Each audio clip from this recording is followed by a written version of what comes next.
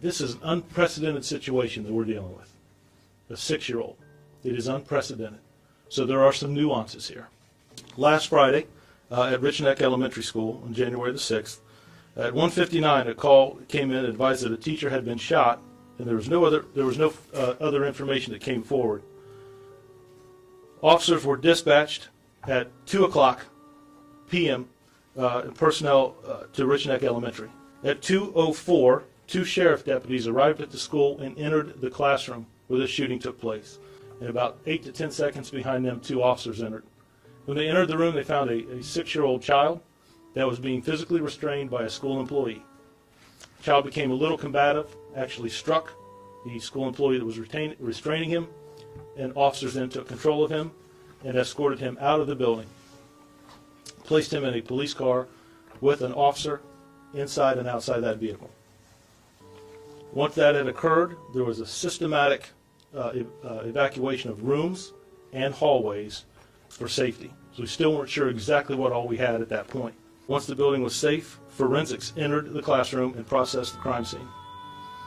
I want to share with you what we recovered there. 1 spent shell casing, a backpack, a cell phone, and a 9mm Taurus firearm was recovered. The firearm was recovered close to the student's desk where the shooting occurred. Mrs. Zwerner was providing class instruction. The 6-year-old child displayed a firearm, pointed it at her, and fired 1 round. There was no physical struggle or fight. She was providing instruction to her class. There was 1 round fired. Abigail took a defensive position, and what I'm sharing with you is because she has allowed me to share it. She took a defensive position where she raised her hand. The round went through her hand, exited the rear of her hand, and into her upper chest. And that's as far as I'm going to go with that. I'm not a physician, and the complications there, but that was the injury. She leaned back and took that round.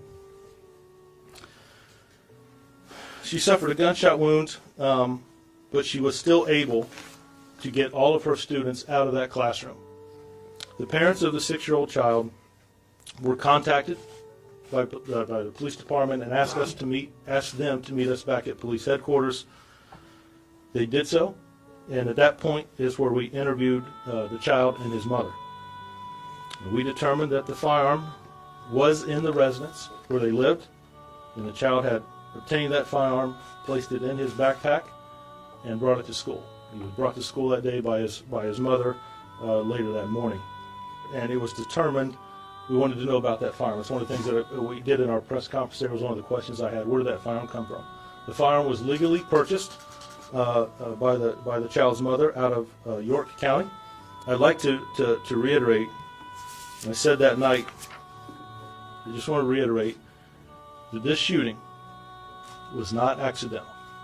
It was intentional.